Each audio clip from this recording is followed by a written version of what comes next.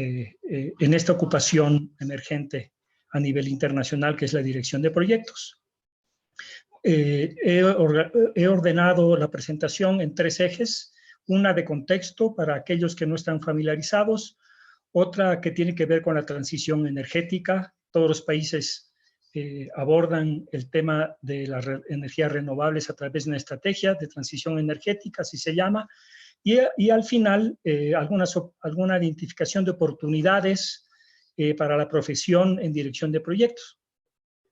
Quisiera simplemente llamar a su atención en el sentido de que no solamente desde el punto de vista profesional somos corresponsables del desarrollo sustentable y sostenible, sino también desde el ámbito personal, familiar, incluso desde nuestra responsabilidad como ciudadanos.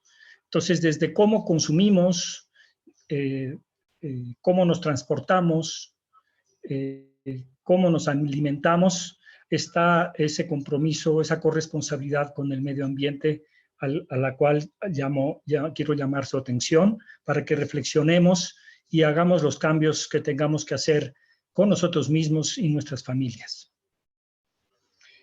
El contexto de las energías renovables está enmarcado en la crisis del cambio climático. Y esa crisis del cambio climático, que no voy a abundar en ella, todo el mundo somos conscientes y sabemos cómo va y todas las piedras que hay en el camino, está siendo acompañada por una revolución tecnológica que apunta a una transición energética llamada verde.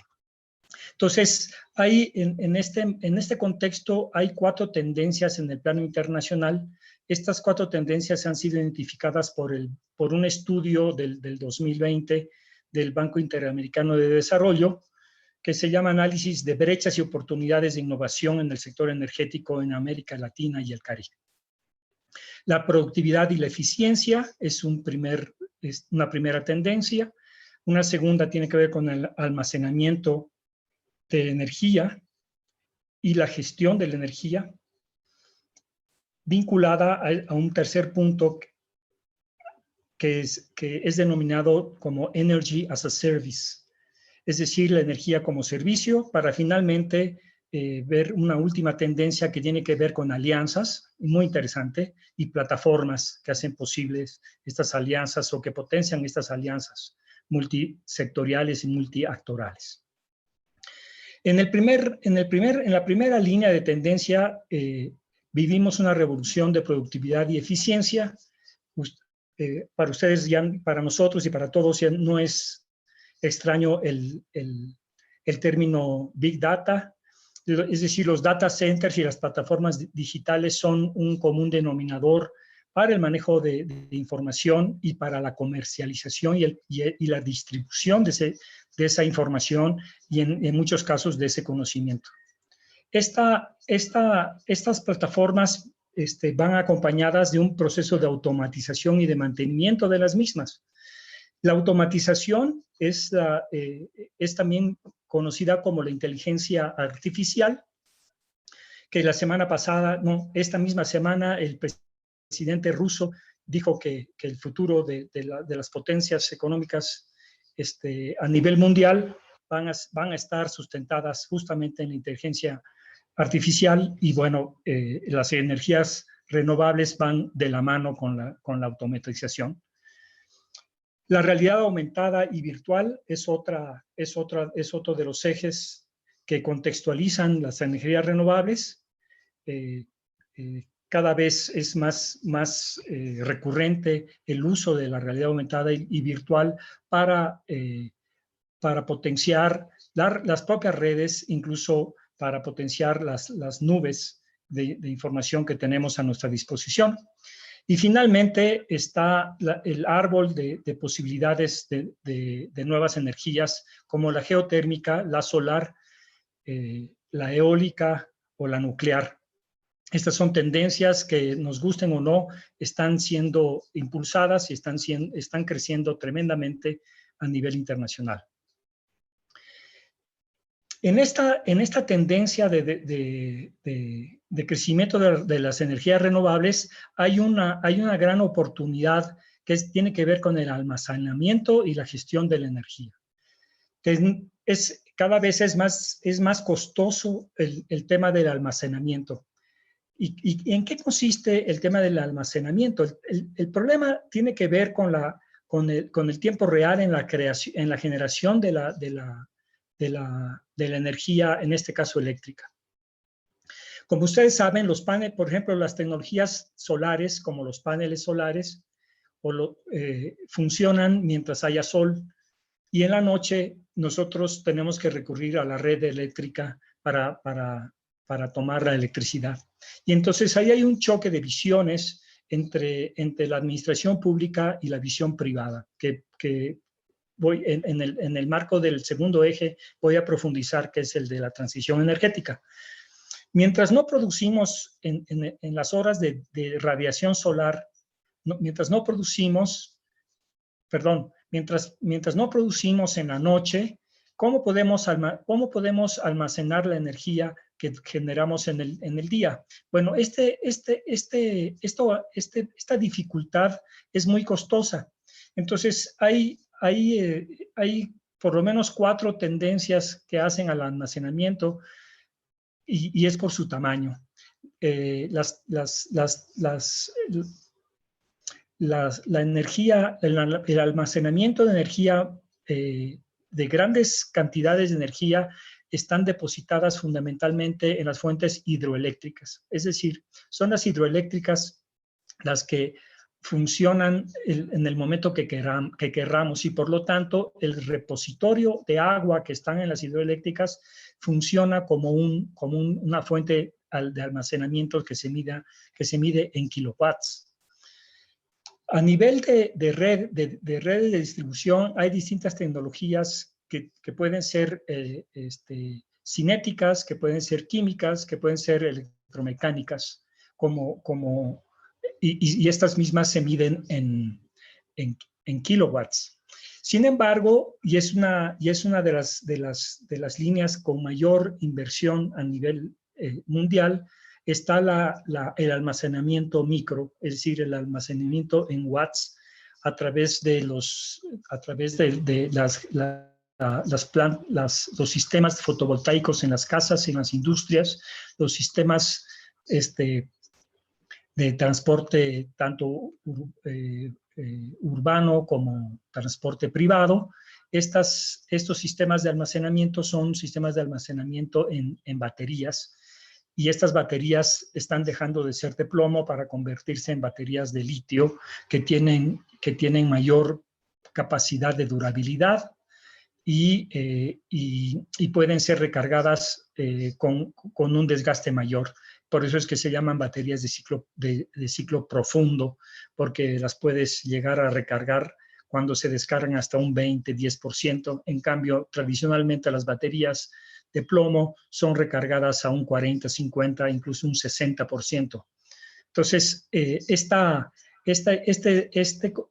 área de oportunidad como contexto de almacenamiento y gestión de energía es uno de los aspectos que está presente en la agenda.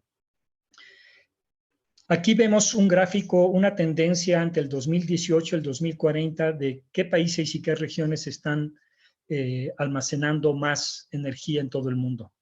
En rojo hasta abajo está la China, en segundo, en azul claro, en celeste está Estados Unidos, en tercer lugar está la India, en cuarto lugar está Alemania, y en rojo nuevamente aparece toda Latinoamérica.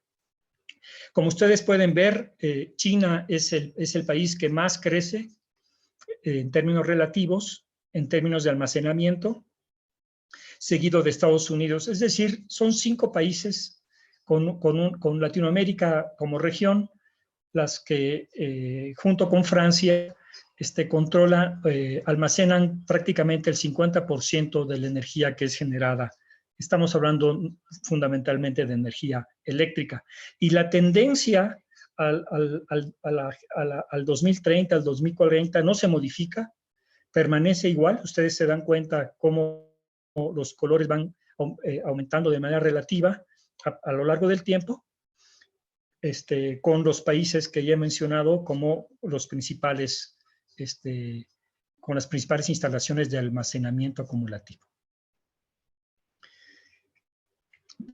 Bien, pasamos al tema de la energía como servicio. La energía como servicio va acompañada con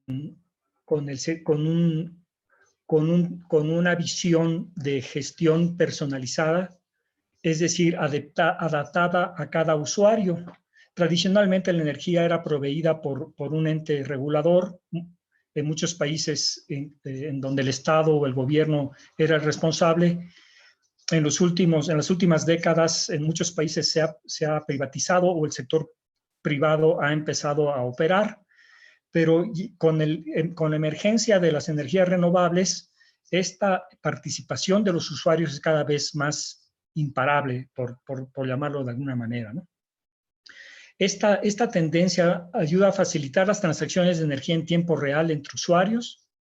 Por ejemplo, los sistemas fotovoltaicos, los SFBs, instalados en ventanas de casas y edificios, en automóviles o en celulares, pueden permitir la creación de energía para las mismas. Incluso en Europa, en países como Holanda, se prueban aceras en donde los transeúntes son capaces de generar electricidad con sus propios pasos o con el paso de las bicicletas. También es un boom los créditos en energías renovables. Cada vez hay más fondos que financian la instalación de sistemas fotovoltaicos. Es decir, estamos hablando de esquemas de cero inversión cuando las tarifas son, por ejemplo, en el caso de Bolivia, de 80 centavos o más el watt, cuando los costos son de 80 centavos o más por watt. Existen fondos financieros que te financian el 100% de tu inversión. Es un esquema como leasing, en donde terminas pagando al final de los 4 o 5 años, terminas pagando el costo financiero de esa inversión, y en realidad tú no has hecho ningún gasto de inversión, simplemente has estado pagando mensualmente el promedio de tu consumo. Entonces, cada vez se acercan más las posibilidades de las energías renovables a los consumidores. Y finalmente está una tendencia que está más popularizada en Europa, en Latinoamérica todavía no de manera masificada, que es el P2P. Es decir, la posibilidad de que yo desde mi casa pueda vender a mi vecino electricidad con mis excedentes, o viceversa, que yo pueda comprarles. Bueno, todo este esquema de compra y venta, en donde las personas emergen en el escenario del mercado de las energías renovables, es una situación que cada vez está más presente, pero que ya algunos gobiernos de algunos países han encontrado algunos peros, porque si bien durante el día son capaces de generar energía eléctrica, durante la noche seguimos dependiendo de los antiguos o tradicionales proveedores. Entonces, esa suerte de equilibrio entre unos y otros es lo que está en la agenda, sobre todo política, hoy en día en muchos países, y cada país está resolviendo de manera única esta área de oportunidad de permitir a los usuarios, a las personas, entrar en un mercado de energías renovables. Entonces, ahí es donde aparecen las alianzas y las plataformas. Sobre todo las alianzas entre sectores del sector energético con otros sectores como los sectores tecnológicos, mismos que hacen posible soluciones innovadoras, como la transformación digital de los sistemas energéticos. Hablamos de nubes híbridas, es decir, gestión de múltiples nubes en tiempo real, el famoso blockchain o chain, que tiene que ver, por ejemplo, con la posibilidad, nuevamente a nivel personal, del comercio de gas licuado de petróleo a pequeña escala, o la Energy Open Innovation Challenge del 2020, que es capaz de realizar vínculos con startups y pymes para desarrollar, perfeccionar y probar tecnologías innovadoras para impulsar proyectos emprendedores de energías renovables. Entonces, en realidad la mesa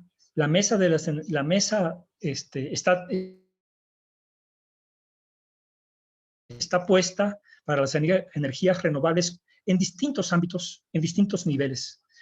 Lo importante es conocer cada uno de nosotros en cada uno de nuestros países cómo está tendida la mesa y cómo podemos sentarnos en ella y aprovecharnos como directores y aprovechar de esas oportunidades como directores de proyectos y hacer de esos proyectos exitosos. Bueno, el segundo eje es el de transición energética. La transición energética es una metodología estratégica que cada país declara y asume para poder transitar de las energías de un modelo carbonizado hacia uno descarbonizado o verde. En muchos países el transporte público es el motor de cambio.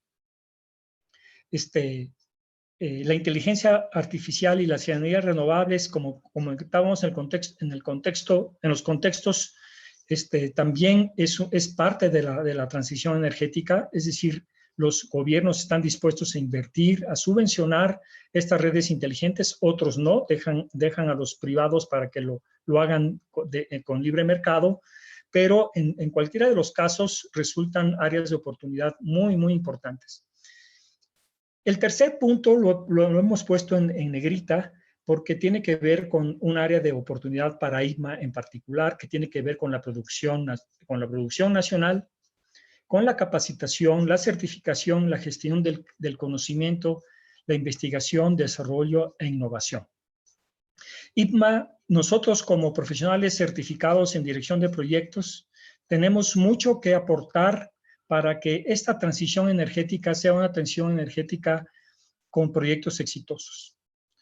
Existen muchas áreas de oportunidad, algunas de las cuales voy a tocar un poquito más adelante en la última parte de mi presentación, en donde un profesional en dirección de proyectos certificados va a ser realmente un pilar para que la transición energética sea exitosa en cada uno de nuestros países. Obviamente que la transición energética también tiene que ver con incentivos en la generación de economías de escala.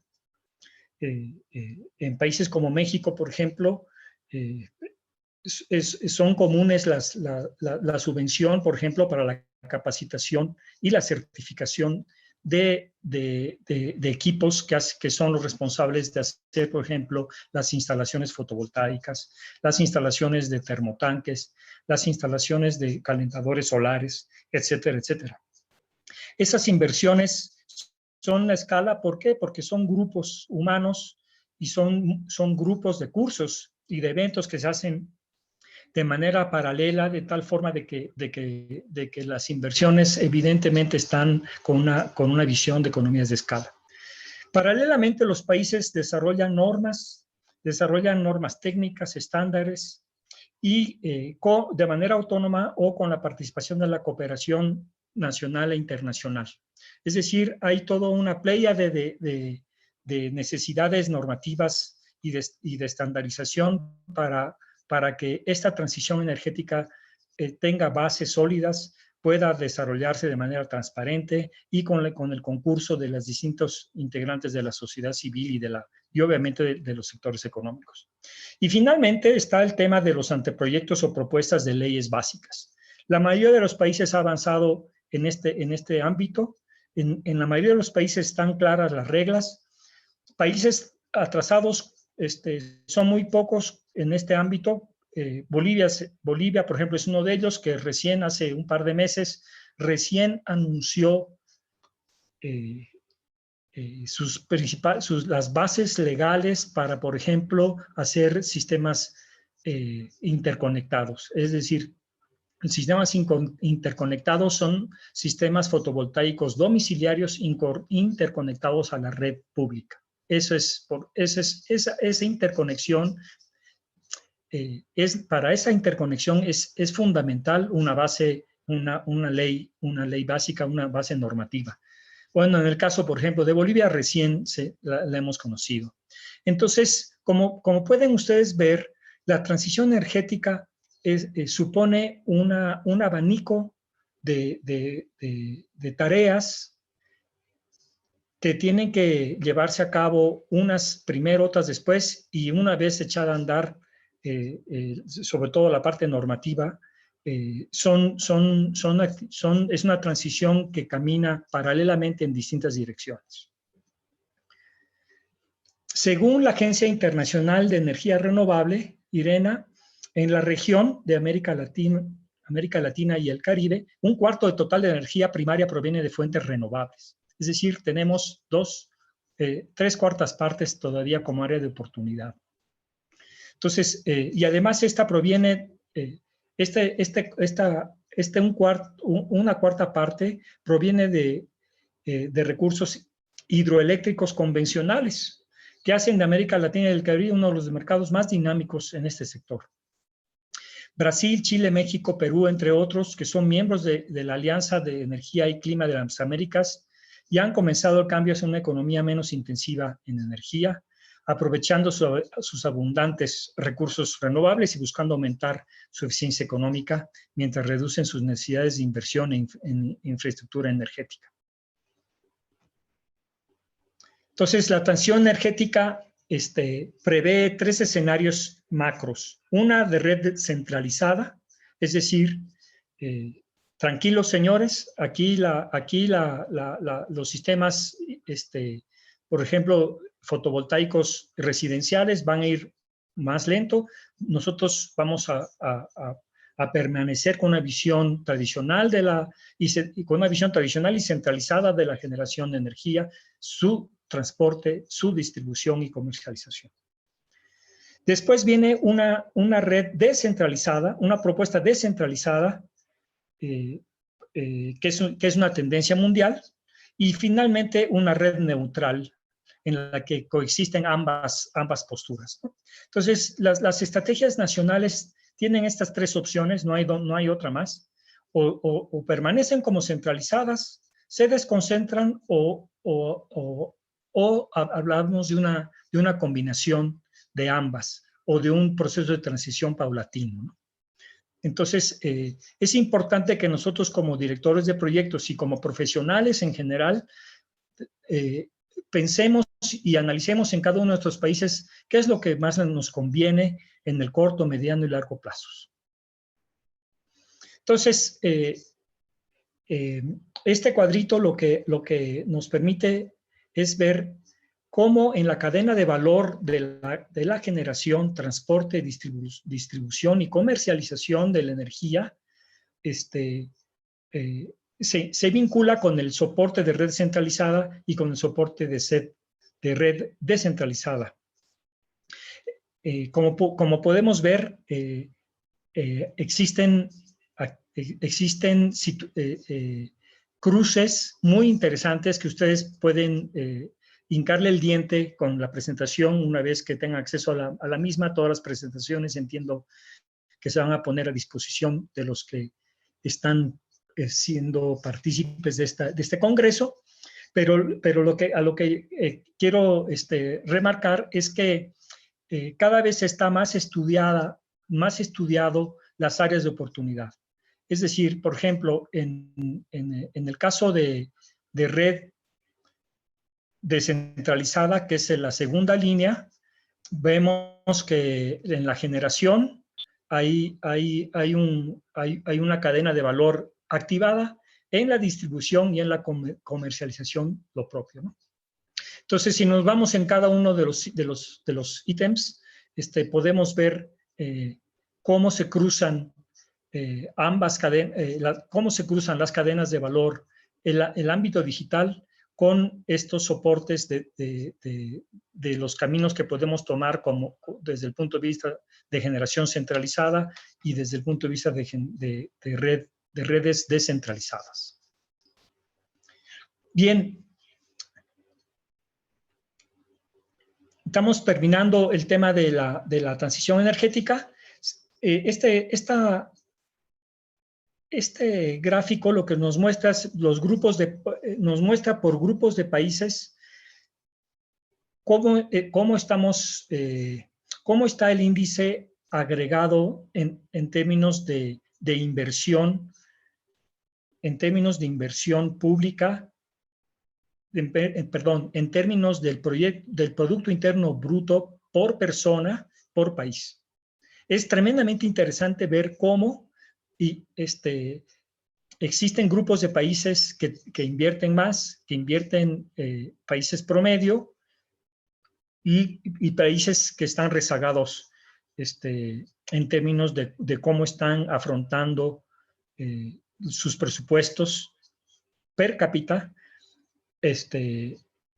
y esto, cómo nos vemos en términos de en comparación con países como Alemania, Estados Unidos, Australia o Reino Unido, ¿no? Que son los países con los cuales nos estamos comparando. Somos conscientes de que somos dependientes tecnológicamente. Sin embargo, por ejemplo, países como Chile, Argentina o Bolivia, ricos en litio, deberían preocuparse por un encadenamiento de su clúster de litio con valor agregado hacia las baterías. ¿Por qué? Porque el mercado internacional de baterías para sistemas fotovoltaicos, para celulares y para, sobre todo, vehículos de transporte público y privado es prácticamente infinita, ¿no?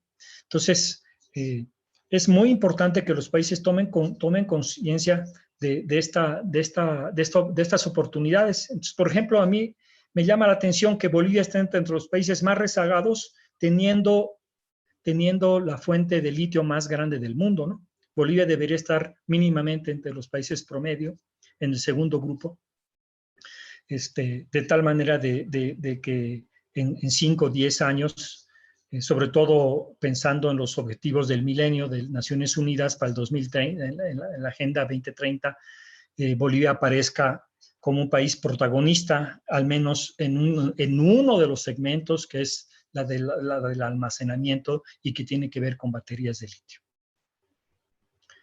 Bien, me dicen, por favor, cómo estoy de tiempo. Ya estoy terminando. Sí, 2 minutos, por favor, Oscar. Gracias. Sí, gracias.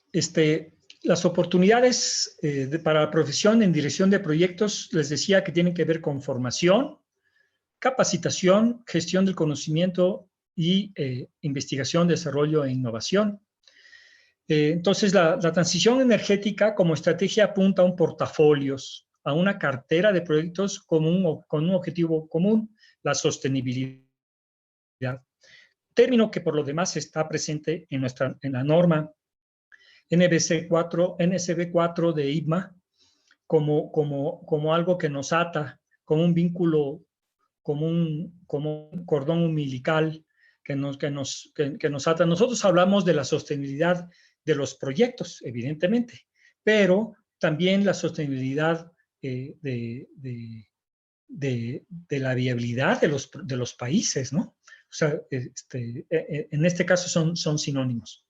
Entonces, tenemos que las y los directores de proyectos de IMA tienen una oportunidad en la curva de aprendizaje de la TAM. O sea, los países de nuestras regiones tienen 10 años, los que más, como Brasil, Argentina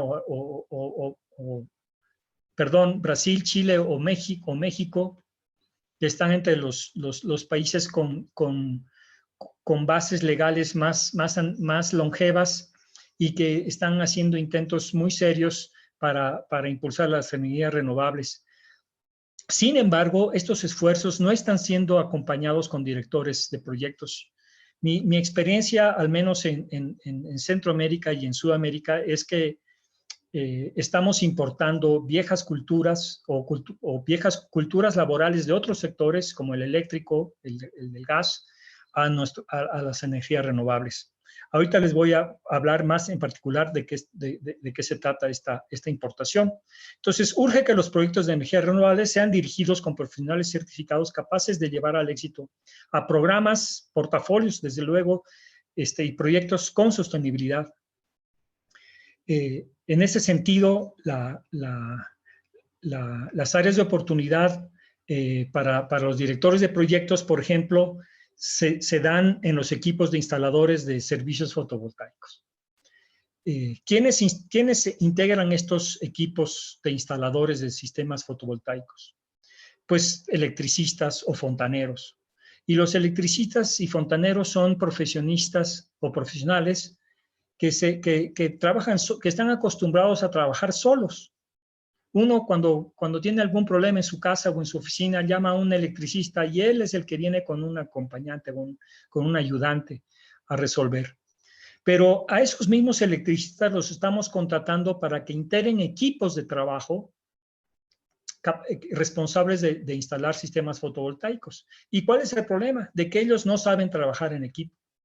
Entonces, certificar a los equipos de instaladores en dirección de proyectos es fundamental. ¿Por qué? Porque van a identificar las competencias blandas que necesitan para tener una comunicación efectiva, para resolver problemas y conflictos, para desarrollar un pensamiento predictivo, para tener conciencia de que el cierre del entregable, en este caso del sistema de fotovoltaico, es fundamental. Retroalimentar qué pasó, qué hicimos mal, cómo podemos evitar tropezar con la misma piedra, etcétera, etcétera. Entonces, los equipos de instaladores son fundamentales. La certificación de los equipos de instaladores es un área de oportunidad para los directores de proyectos. Entonces, las competencias certificadas a través de nuestro estándar son una necesidad real en el contexto laboral de la región. Por supuesto que también fíjense bien, ajustar la oferta de formación y capacitación en maestrías, en licenciaturas, en diplomados vinculados a las energías renovables, vinculados a la dirección de proyectos. Esa mancuerna es una oportunidad que no podemos dejar escapar en cada uno de nuestros países. Finalmente, comentarles un ejemplo de una empresa integradora de energías renovables. Ustedes van a poder ver en cada una de las casillas la cantidad de posibilidades laborales que tenemos como directores certificados en energías renovables. Y además certificados en niveles A, niveles B, niveles C y niveles D. En todos los niveles hay oportunidades laborales, ¿no? Entonces, una empresa integradora es una empresa que puede ser capaz de ofrecer servicios, por ejemplo, en la primera casilla de la izquierda está operaciones, después está producción de fabricación de equipos, después está la oferta de capacitación en el mercado nacional, después está marketing, después está administración y recursos humanos dentro de la propia empresa, después está el tema de importaciones, que es una cosa muy específica, que puede estar vinculada a marketing ciertamente, y después está el tema de software en sistemas fotovoltaicos. Imagínense, son 1, 2, 3, 4, 5, 6, son 7 áreas, son 7 áreas de negocio muy grandes cada una de ellas, en donde se desprenden actividades para directores de proyectos certificados. Entonces, mientras no desarrollamos empresas integradoras, pues estamos dependiendo, y esto lo tenemos en la última línea de abajo, tenemos proveedores nacionales y de equipos y herramientas, tenemos proveedores nacionales e internacionales de servicios varios, tenemos proveedores de tecnologías y tenemos proveedores internacionales de material y equipo, de herramientas. Entonces, con esto termino, recordándoles que la formación, la capacitación y la certificación de dirección de proyectos es una gran oportunidad que no podemos dejar pasar de largo. Y bueno, hasta acá llegaría mi presentación. Muchísimas gracias y una vez más una disculpa por los quiebres. Gracias, Oscar. Agradecerte por la presentación en este tópico de energías renovables. Por esta ocasión no vamos a considerar preguntas, un tema por el tiempo que tenemos para la jornada del día de hoy. Agradecerte por la presentación y esperamos contar contigo, Oscar, en alguna otra oportunidad. Muchas gracias.